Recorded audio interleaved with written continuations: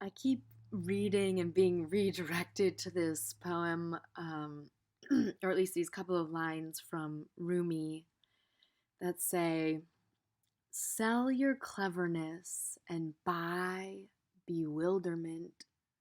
Cleverness is opinion, bewilderment is vision." I'm going to read that one more time. It's short but potent. Sell your cleverness and buy bewilderment. Cleverness is opinion, bewilderment is vision. Ah, this message has been like this this sort of this like underbeat. I don't know. This is sort of this like rhythm that's been rising up inside of me for a while now. Even just thinking about cleverness, for me, cleverness is like there's a wiliness to it, and sometimes even a invitation towards deceit or deception or manipulation for a certain end. It's like having to be so quick on your feet so that you, or at least so that I can have some kind of upper hand. There's been this really powerful and really painful insight that's been coming to me lately around freedom.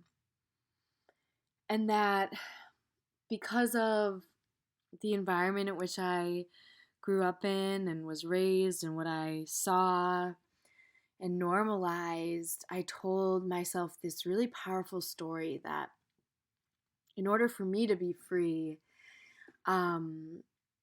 there had to be other people who were not free. And having to face that's like really fucking, ooh, because I think as a child that felt like right. It's so interesting, the child mind. It's so less refined. It doesn't have the bigger picture that a more matured brain can see. And so the little world in which I was raised becomes the universe in some ways. And that was the message I saw in a lot of places, that in order to be free, in order to feel empowered, to feel in ownership and agency of oneself, then it meant that someone else needed to be subjugated. And fuck. I think the form in which the subjugation that I sort of tried to put upon others came in was like not as obvious. It showed up in emotional manipulation, control, even this kind of this use of my cleverness, of my wiles, to reframe situations so that I would come out the valorous one, the victor, the one empowered. But what I'm coming to see more clearly now is like that's like a bastardized version of true empowerment. It's this deranged, just flipping of the scales. So that then, oh, I'm not the one underneath someone else's thumb, so therefore I am the thumb, and then another is under me. Ooh, and that's like a dark realization to have, I think, in part because of the ways in which I have related to and felt deep resonance with the plight of the oppressed that I have at once fell underneath. And so I told myself this really intoxicating on some level story that I needed, in order to right that imbalance, I needed to come into that place. Which is like such a heavy thing to hold, because I realized then I am the aggressor. I become the one that encourages another to feel shame, to feel little, to feel imprisoned even. And that's not fucking fair either. And it's like waking up to that has been like very, very challenging. I don't know, more than challenging. It's been like really like, whoa, okay, that is not okay.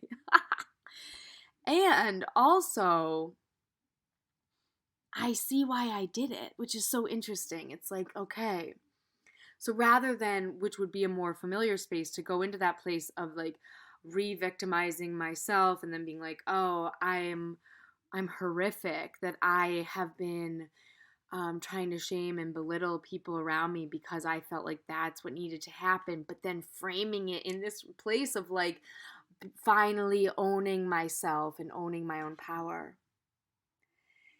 And what shows up instead, and this is why I think these Rumi words are inviting me back to them again and again, is this invitation into bewilderment. Because there is this sense of bewilderment for me because everywhere I've ever looked, there has been a power over structure.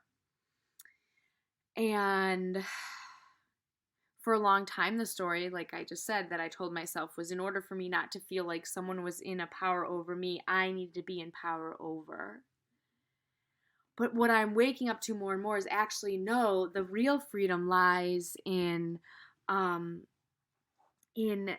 everyone's freedom, which is bewildering because that is not what I've seen for so long. That is not what I've interpreted and internalized for so long. And at the same time, now that I'm really starting to recognize these dynamics that I have been playing out and contributing to for a long time in so many different ways, in so many different relationships with myself and with others, is that I also didn't feel free there. I wasn't free there. It was like this facsimile of freedom, what I was told was freedom, which was power over, which is not freedom. And there's a part of me that's like bewildered by this because it's like, oh my gosh, I was sold this story. And this story is not true. Fuck.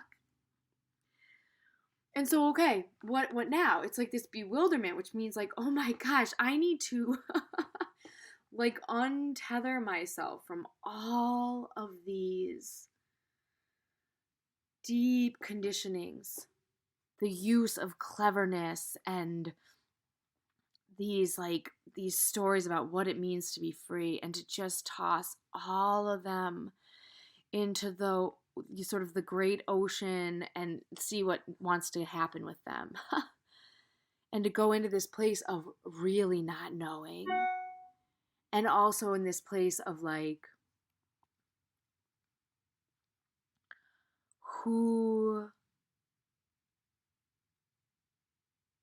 how do I feel when I'm free? And then how do I also enable, invite, open to, encourage other people's freedom?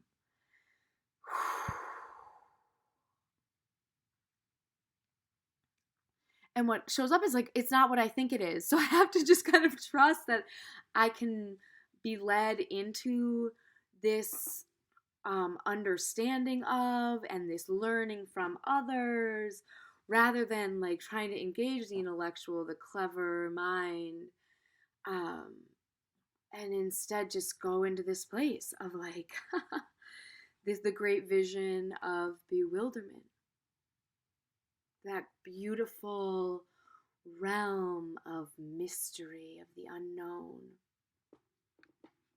Because when I really sit with this, and this is something I've been sitting with too, it's like even just trying to like question within myself, like, what is freedom? That word gets used so much in so many different ways and realms. And it's like, I've been really trying to understand what for me, like, what does that mean to me when I say freedom? And then what does that mean when I say that I want other people to be free too?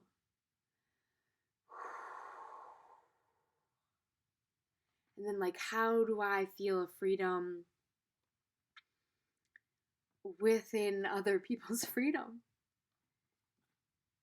And I think what Rumi's trying to tell me is bewilderment.